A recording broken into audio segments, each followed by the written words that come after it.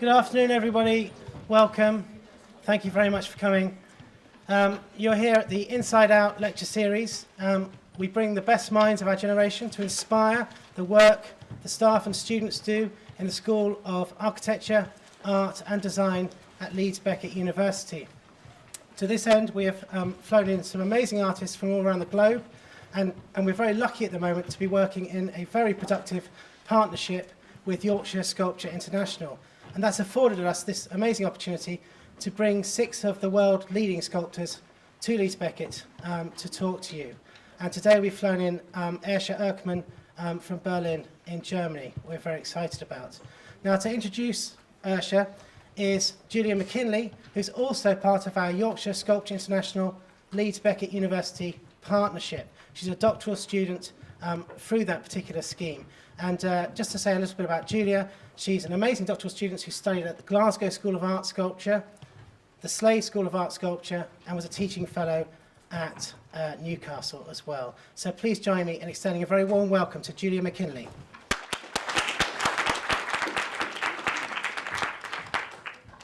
Thanks, Simon. Hello, everybody, and welcome to the last in the Inside Out lecture series with artists from Yorkshire Sculpture International. I just want to say a really big thank you to YSI and to Leeds Beckett for making these fantastic talks happen here. I'm delighted to introduce today's speaker, Ayse Erkmen. Ayse has been commissioned to make one of the public artworks here in Leeds for Yorkshire Sculpture International.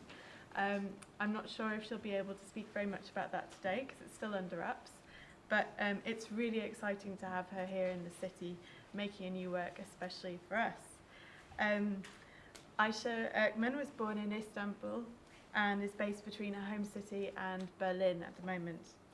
Her spectacular installations have been made in response to the historical, political, cultural and geographic significance of those places, often incorporating architectural details in buildings. Throughout her prolific career, she's been exhibited in museums and galleries all over the world, far too many for me to list today, but I suppose key things have been Ayse represented Turkey in the Venice Biennale in 2011, and more recently made a public artwork for sculpture project Munster. I'm sure many of you here have seen the photographs or have seen in person that iconic work, which was an underwater bridge in the inland harbour in Munster, which literally allowed people to walk on water. I was incredibly lucky to be able to see that sculpture in person and delighted to be able to introduce Ayse here today. So without further ado, big welcome for Ayse Erkmen.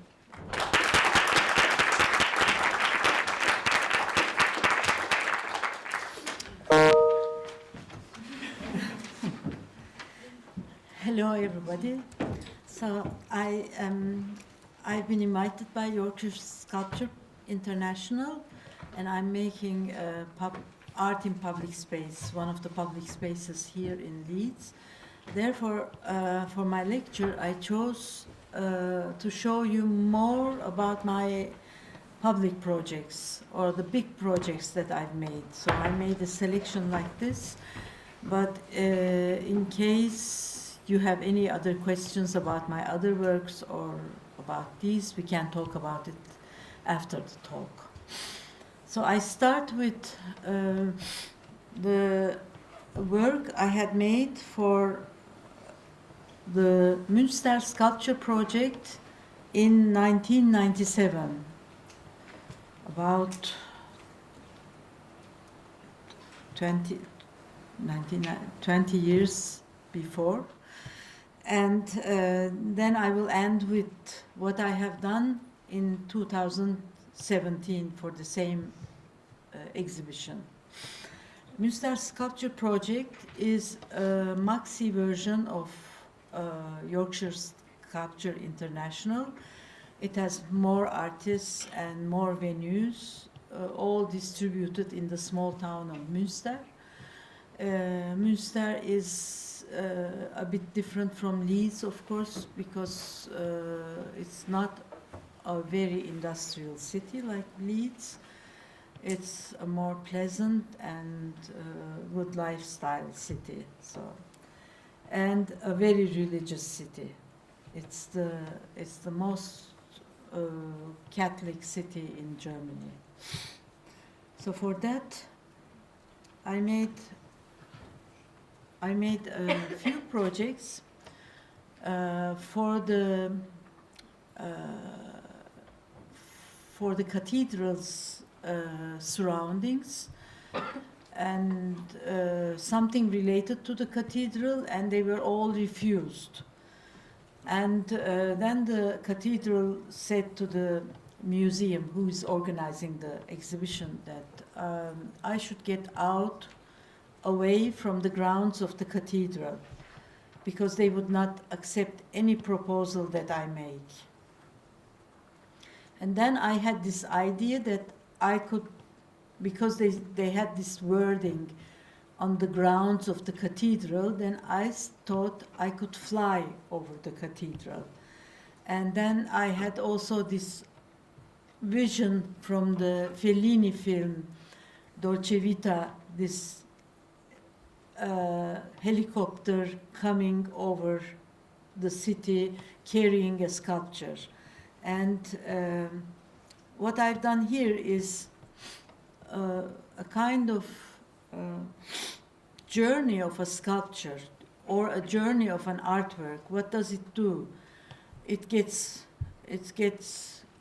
bought by a museum, and then it gets exhibited, then it goes back to the storage, and then sometimes it gets out. So this is what I've done. It has no relation to religion. I've chosen 13 sculptures from the museum's storage, which was a little bit outside of the museum.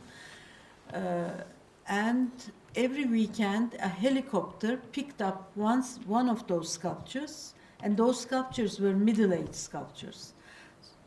And picked up one of them, turned around the city, the helicopter, and brought it to the roof of the museum. And then the sculpture, as you can see, is looking to the cathedral, because the cathedral and the museum were just across from each other, looking to the cathedral and staying there until next week, when a new sculpture was brought in, and the one that had been waiting there for 1 week would be brought back to the storage.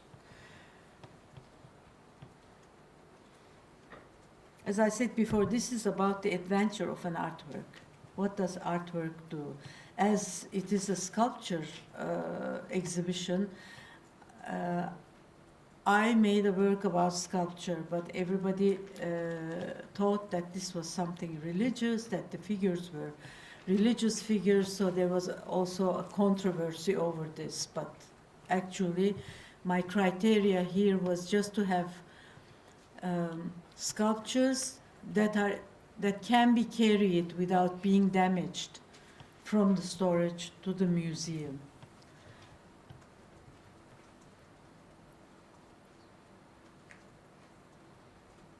You can see that the sculpture is left on the roof. The cathedral is on the other side, and the helicopter is leaving.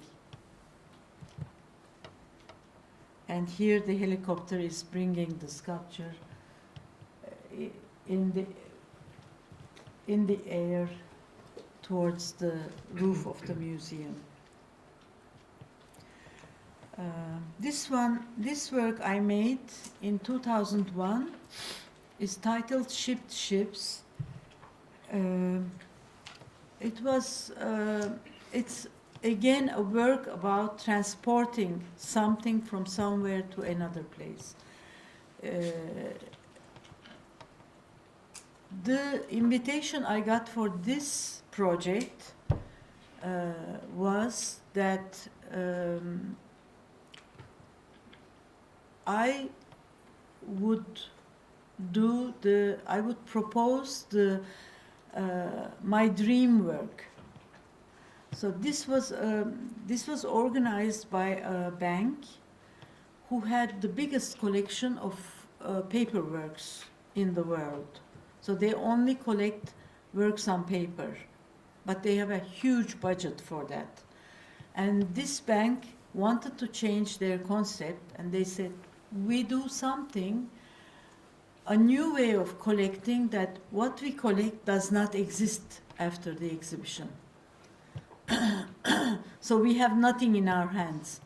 We pay a lot of money, but we don't have anything existing after the exhibition. So this was the idea of the new curators.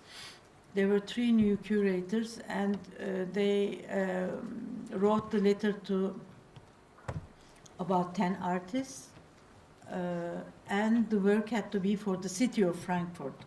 So when you think of city of Frankfurt, Frankfurt is actually called Frankfurt am Main, which means Frankfurt on the Main River. And the city is divided into 2 by the river Main. And this river Main is never used because there's no need for it. There's a very sophisticated transportation system in that city, and they don't use the water. So my idea was to use this water and bring 3 ships from different parts of the world.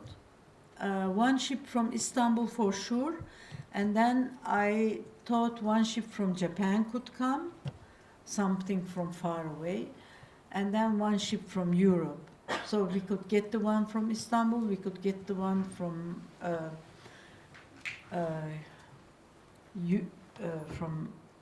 Japan. For Europe, we had a little bit of problems. I first said Amsterdam, Rotterdam, Helsinki, and we couldn't get them. But in the end, we had a ship, a Vaporetto from Venice. So it was a kind of competition, what they proposed to us, to 10 artists. They said, we have money, we have the resources, we can work for you. We want something that disappears, and we are ready to give half of our budget for this. And then they chose my project to be done. So this whole concept of these curators lasted for 2 years. And then there was a big discussion about it. How can you spend so much money on a project and so on? And then it was finished. The next year was for New York.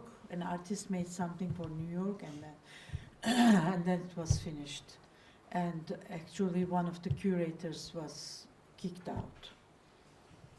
So this was, so I had these 3 ships coming and working as exactly as they worked in their hometowns, like carrying passengers, having their own crew. So the crew had to have working permits for from each country. Japanese, Turkish, and Italian crew had to have working permits. It was a huge amount of work, and all the ships had to be adjusted to the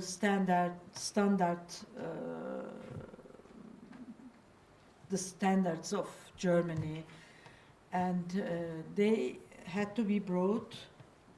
You can see this is the Turkish ship.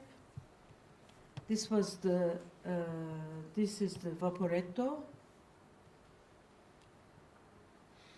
and these are the 3 ships on Main River. So they traveled on huge ships from their hometowns to Rotterdam. From Rotterdam, they were left on the river to go from Rhine to Main. So this is how they are standing in Main River. They had, it's too long to talk about this because it has too many details. And then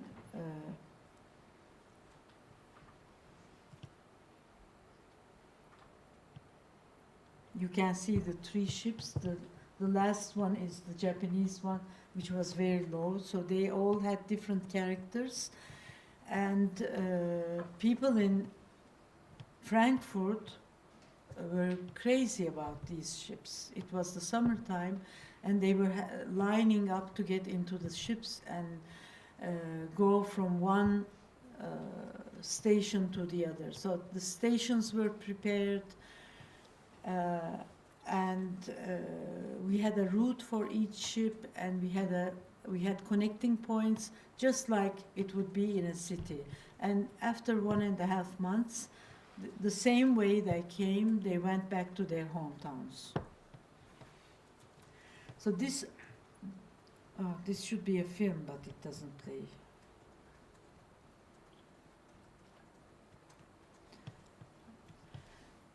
So this worked because each ship had their own crew. The Turkish ship had Turkish captains. The other ones had their own, Japanese also. So this was a way of, there's an expression in Germany, like foreign workers. So it was a way of working with this word, who is foreign, because when you are in their ship, you are in Japan. It's like a consulate building, because the ship belongs to their own crew and their own country. So it was a way of changing and shifting this idea of being foreign in a country and working as a foreign worker in a country.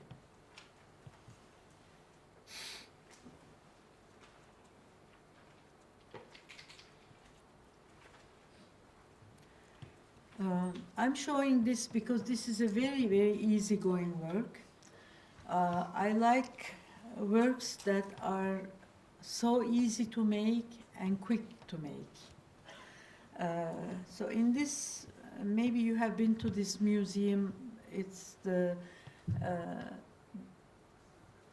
Museum of Gegenwartskunst in Basel. And it has one part that is new and one part that is old, and they are connected. So in the old part, there's a very old-fashioned way of getting artworks into the museum. They don't have a lift. Instead of that, they have a door on the floor which you can open, and you can pull the works up. And what I did here is we just bought a piece of nylon plastic sheet, and some people were holding it from downstairs, and other people were pulling it from upstairs and then shutting the door. And there you had a big impression with a very small effort. And in each floor, I had a different color. So you can see the top floor, for example. You can see the remains of the yellow sheet on the floor, and then another one placed on the ceiling. And here how it looks on the second floor. The sheet, the remains are here, and the third floor, it was a boys' collection, and therefore they could not change anything, and there was no other door on so it just stayed like this inside the collection of Joseph Beuys.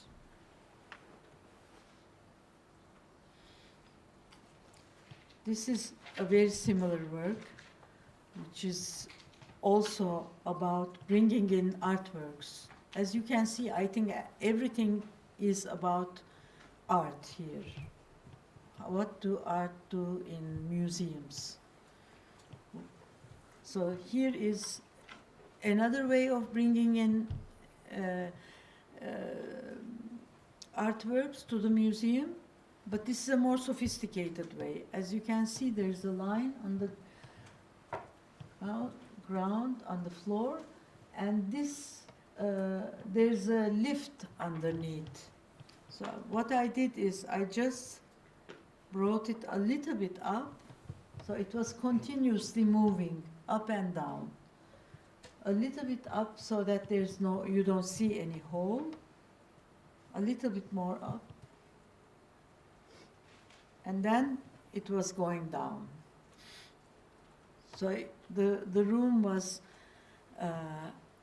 at some point all empty, and then the floor came up a little bit, and then a little bit more up, and then went down.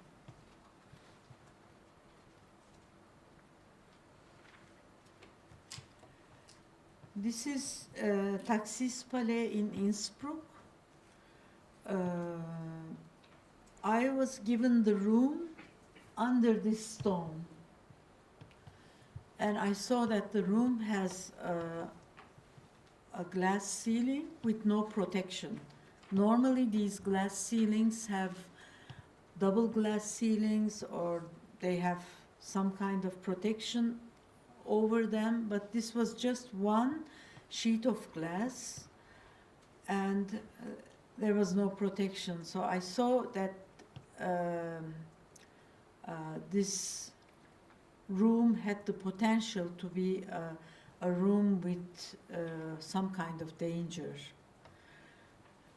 And when you are in Innsbruck, maybe some of you have been there, this city is surrounded by mountains, rocky mountains.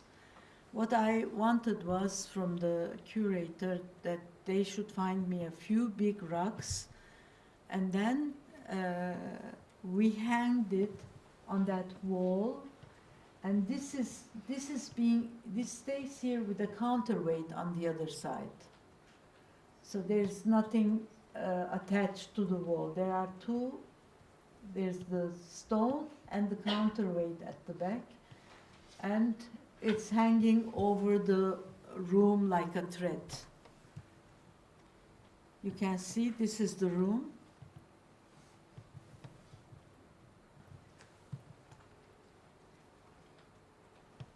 And when you entered the building, you could see it like this, because the room was downstairs.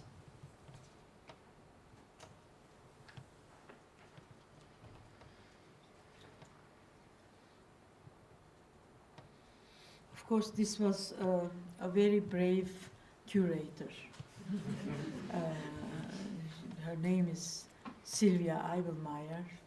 I think she's one of the best curators I know, because at some point I was frightened of the counterweight and I wanted to attach it, or I wanted to close around the counterweight, and she said no, we just leave it like this. And she had the courage to leave it, but somebody who would at some point cut the counterweight, it would just fall down.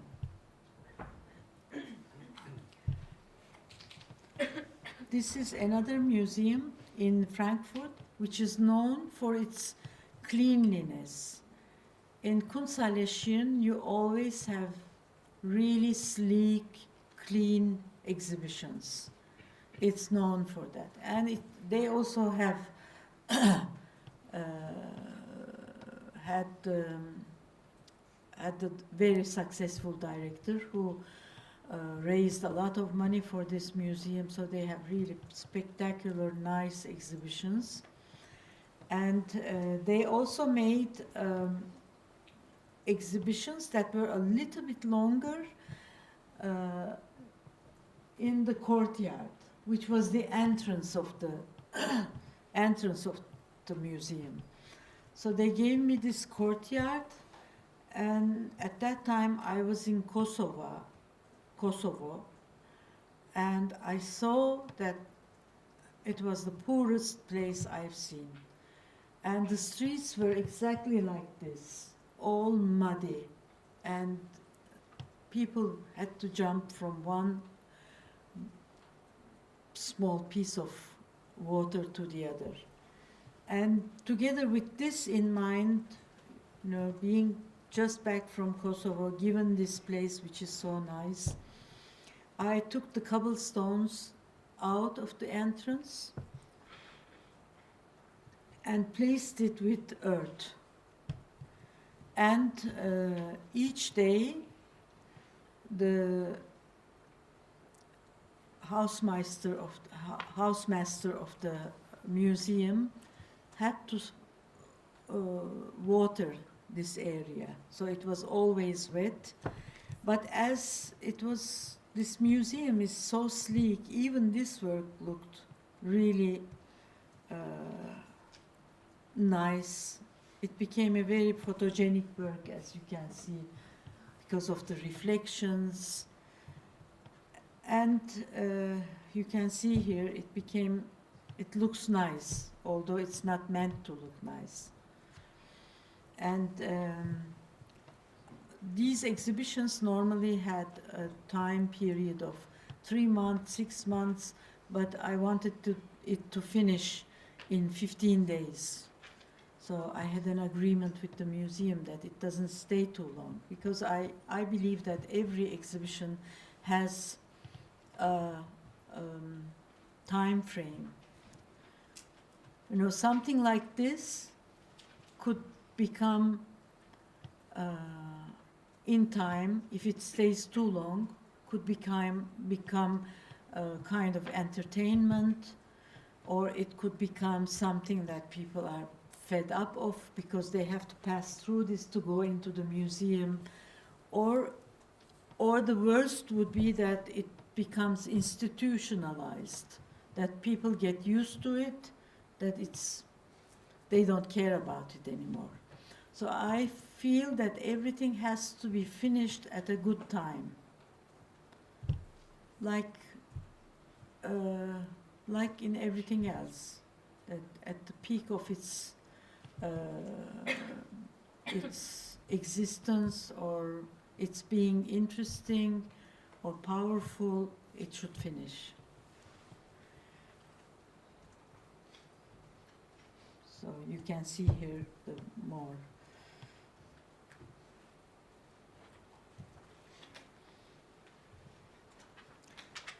Maybe I can pass this, because I think we have not so much time, because it's too long to explain. This is something, I'm not supposed to talk about it, but this is a little bit like what I'm going to do here. This much I can say, maybe. That's so here. This is sculpture center in New York. It was a tram workshop before. Therefore, they had 2 beams on the ceiling, which were moving to bring the trams out and in, and to put them up and down for being repaired. So maybe in the other one it's more clear. And they were still working. So what I've done is, on one beam to the other beam, I installed a pink fabric, and the other beam I installed a blue fabric. And they were made to move continuously forward and backwards. So when the first beam moved backwards, this is what happened, that the fabric became stretched and was closer to the ceiling. And when then made the blue beam close the door, because it was sagging, hanging more. You can understand it, maybe. Just the fabrics are getting to horizontal hanging position, and then vertical hanging position, and then horizontal position on the ceiling. And according to this, the colors of the room was always changing.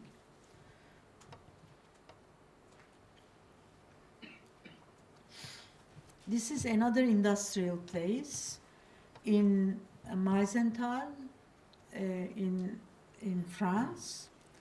This was a glass factory before, and there are lots of small glass factories around it, but they kept this place. This was the biggest one, and they kept this place for exhibition purposes. They make exhibitions all throughout the summer. It's a long exhibition. So what I have done here is I use their already existing lamps, projector lamps, and in one of the glass factories next door, I made glass slabs and put them under those light structures. Therefore, I got different colors of glass, making different colors of reflections on the ground.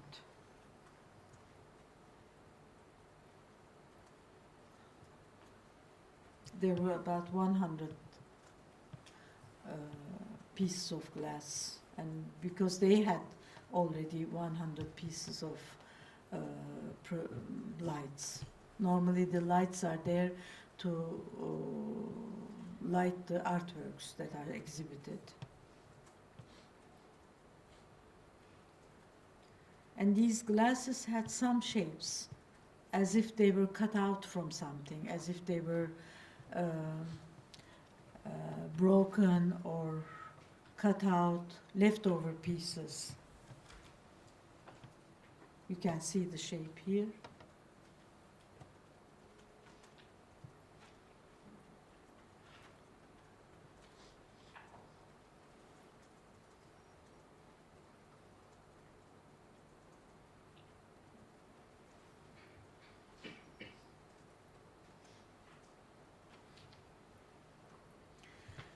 This is something I made in Austin Contemporary, in the city of Austin, and the exhibition, this was a group show, and the exhibition was called Strange Pilgrims.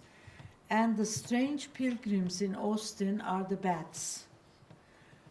Austin has the largest community of bats in the world, and they live 6 months in Mexico and 6 months in Austin.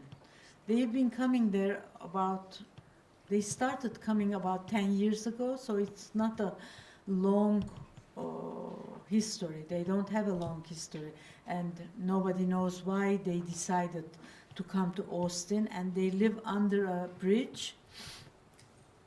And first the people of Austin were a little bit frightened of them, but then they realized that these are good animals, that they eat the insects and mosquitoes especially. So the city has no mosquitoes anymore, so they were happy. And then once they were happy, they started making sculptures of bats in the city. So the bats became kind of a symbol of Austin. And what I've done here is I had a large room in the museum, and the room had 2 floors. You could see the room from the balcony above. I've made a web like this. I printed ribbons this size, and on them were bat images, and I made a kind of weaving on the ceiling like this. You can see the images of the bats that I made. Maybe there's a better one. So you could see the bats in blue from above, and from under they were black, because they were not printed on this. They were weaved on the ribbons.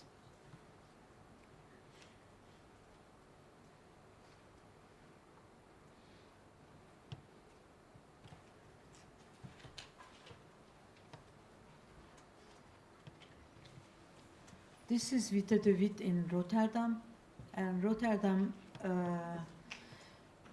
when the new curator came, Nicolas Schaffhausen, he decided that he makes a wall like this on the outside, and every year they give it to 4 artists, and each artist stays there for 3 months and makes a work for this wall. So it was not a wall actually; it was a construction that you could put your huge poster on it, or huge whatever you wanted to do with that. And this was part of an exhibition which was called, I forgot the name now, but it's something to do with ethics. Inside the museum they had works that did not change, but sometimes they changed it. They took one work out, and so it was a 1-year exhibition. And what I did here is I chose one artist's painting from the Stil period, like the Bauhaus period of theirs. It's von Duisburg, and it was a painting with the colors of Bauhaus, blue, yellow, red. And I made the painting one color. Of course, this is the structure of the painting, just one color, and this color is the color of that year. Which year was it? Yeah, this was the color of the year 2010, chosen by Pantone. You know, Pantone chooses a color of the year every year, and this was the color of that year. So and it was winter time. It was like the coats that we have with inside where there's this filling. So it was maybe you can't see it here, but it was filled with feathers. Not feathers, of course, not this quality down, yeah, down. Yeah.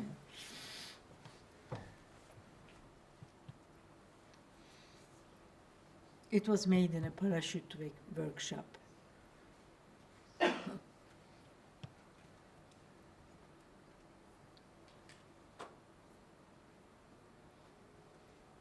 So the painting was very much about color. So I gave it a contemporary color, a very contemporary color of that year.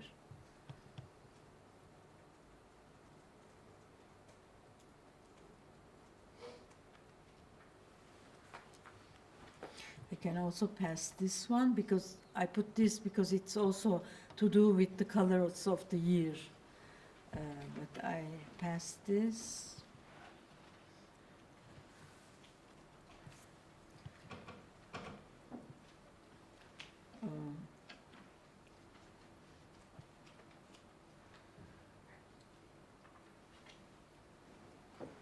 This is very easy. I can explain it very shortly. This is, I went into Google and I put my name, and then I went to images. So you can, I'm sure you are doing it also. There are hundreds of images coming. Some of them are belonging to you, some of them has nothing to do with you.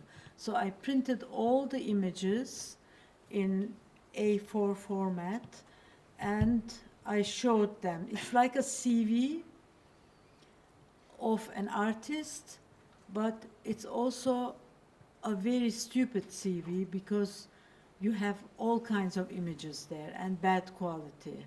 So this is something I've done a few times. Actually, I did a new version of it because now when you Google your name and you say images, you have another option. You can go to colors and you push the color green, for example. All the things that are green, in green color about you comes. so I made a new version of this afterwards. There are about 1,600 images here.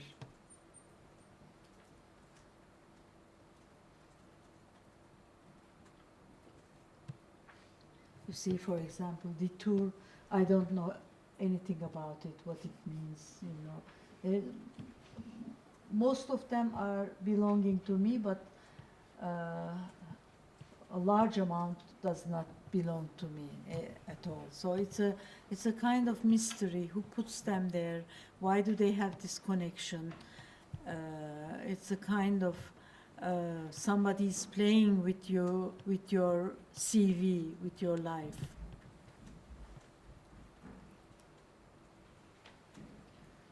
This is Barbican Centre in London. The Curve Gallery. The Curve Gallery was actually made to keep the noise from the street from coming into the performance rooms, by the theater, the concert hall, and so on. So what I've done here is exactly what happens in a theater, in an old-fashioned theater. You have a tower, and in each theater you have a huge tower, and then this tower has backdrops that come down and up as the scenery changes.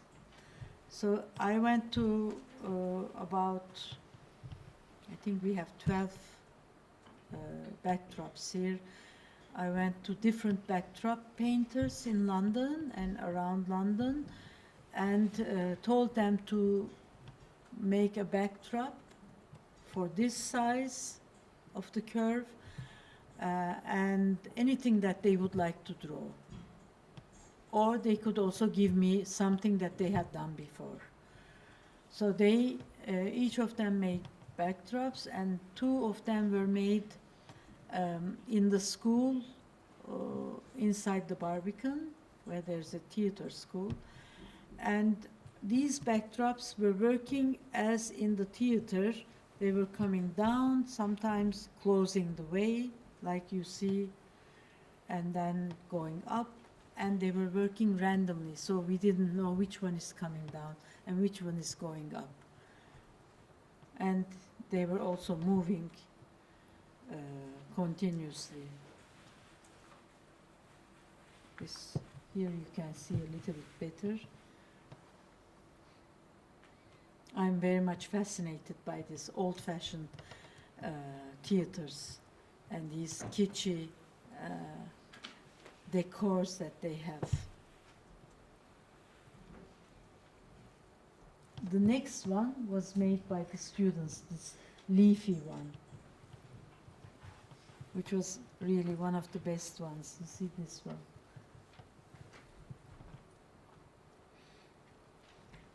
This blue one was also made by the students.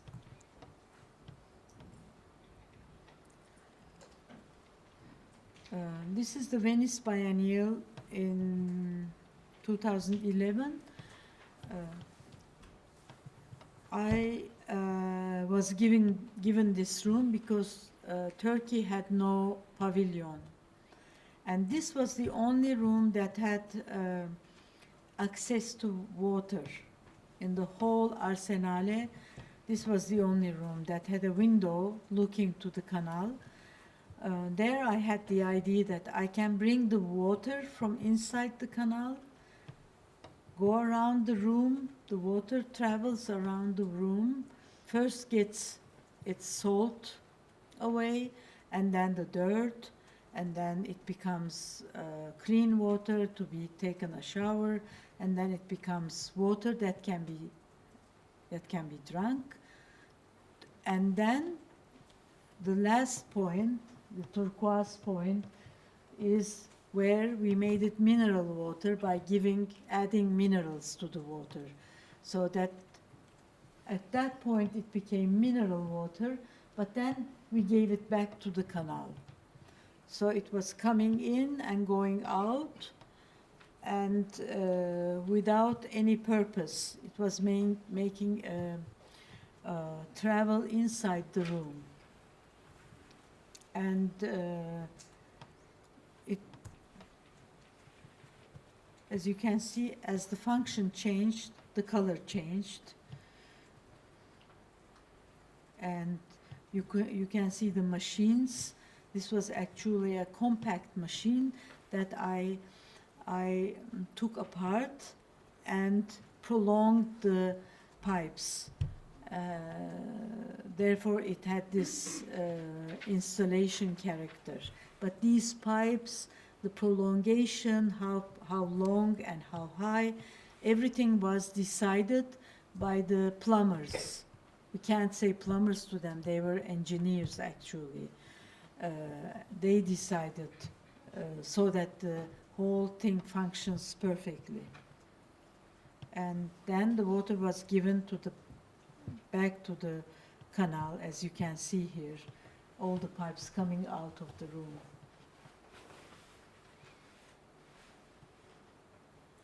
And it had a sound and a kind of choreography when it was working, because sometimes the pumps were working and then they were stopping, another pump was working. So it was exactly working as if to clean salty seawater into drinking water.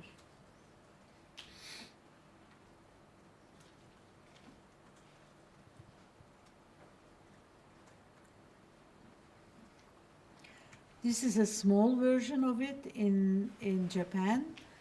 There was a very dirty pond, this one in the front,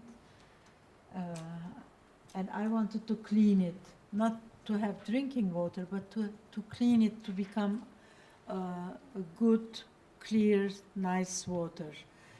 And so we made a swimming pool, kind of, a very shallow swimming pool, and we had small pumps in between, very small ones, and the water was continuously coming from the dirty pond to the pool, and the water was going through the pumps to the pond again. It's the title of the work is From Pond to Pool to Pond, and there was a circuit between them. Actually, in a few hours, the pond was cleaned, and the next day some frogs started coming to the pond. So they were happy to find some clean water. And this pool was made, of course, this was in a temple. Every artist had a temple in this exhibition. Therefore, we could not change anything, and the pool I made was just adjusting itself to the shape of the nature there. So it was going in between the trees.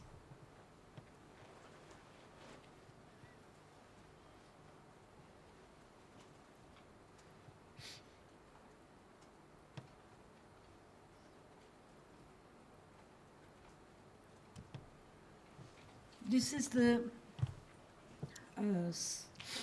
second time I was invited to sculpture project. The first time I had made the helicopter, and when I was invited a second time, I thought I cannot just do something on the ground, because it was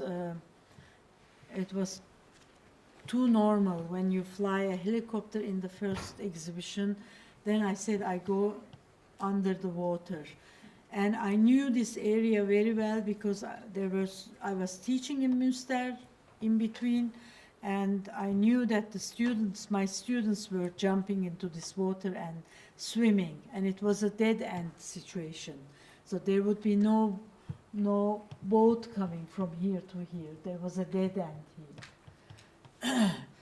And I decided to make a walk under the water that connects both sides of this extension of the river in Münster. So this side was cultural. There was the Kunsthalle, there were art students, studios, there were pizzerias, very lively. The other side was more industry. So and the people had to go around to go to that area. But this was a shortcut inside the water. As you can see, people had to take off their shoes and walk to the other side, but this was something that became so popular that even the curator called me and said, "This is too popular, what can we do about it?" You know, he wanted some controversy, but there was nothing to do. People liked it very much. It was really a big experience when you were on it also. It was a very nice experience to be on water and see that, see the city from that point of view.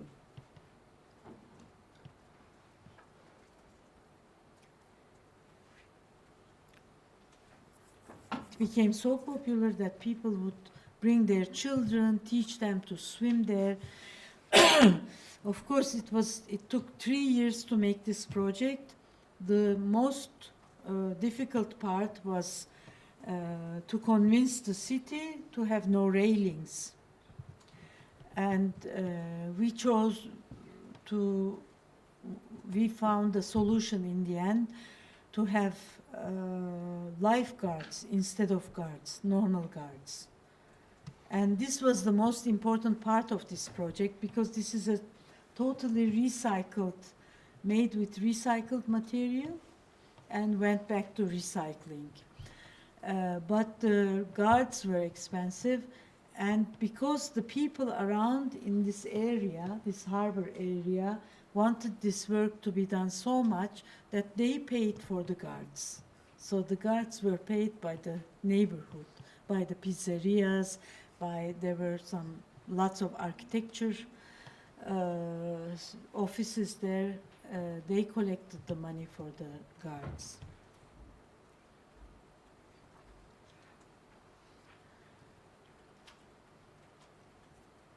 I have this, I think it's too long now, but I have this very shortly, I will tell this. This is an exhibition that's made every year in Cappadocia in Turkey. It's a super touristic area. It's land formations from the Middle Ages and caves where the Catholics were running away from crusaders and hiding in caves and making churches in caves. So it's a super touristic area. Very difficult to make a work of art. And there I was invited, and I wanted to make something that's completely the opposite of what it is. And so this is one of them that I made. It's, as you can see, there are the colors of Bauhaus, and I put 3 huge balls inside the holes and squeezed them. And this was the first time I was invited. I made this work. You can see the city. It's just a middle-aged city in the middle of Turkey.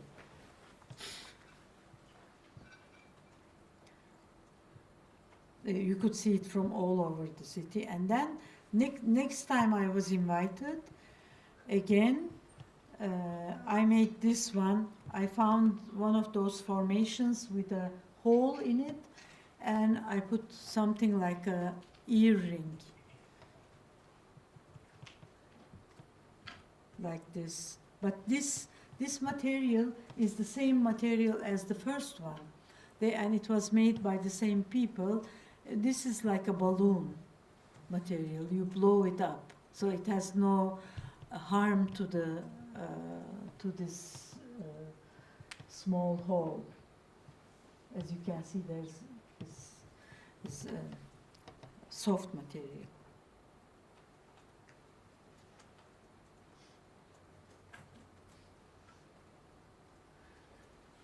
think this is the last thing I will show. This is Istanbul Biennial, and at that time there was the Gezi movement, which was Istanbul was really chaotic, and the curator had to give up all the spaces, public spaces that she had, and went into this building, which is a dock building, and it is not owned by the government or the state. So she had to go into a building that the state or the government had no way to prevent anything. So this building, after this exhibition, was going to be torn down. So this was the last thing that the building hosted, that exhibition. And what I did here, I made a wrecking ball. It's the idea of a wrecking ball, but actually it's a buoy. I don't know how to say it in English. Buoy, things that are in the sea. Buoy. Yeah. And there was one person here sitting to make the work safe all the time, and it was continuously bumping on the building to show that it's going to be torn down for a new settlements, which is like unnecessary building that's going on in Turkey. It's a big problem. They are building and building to earn money, for the government workers. You know, it's very, it's a corrupt thing.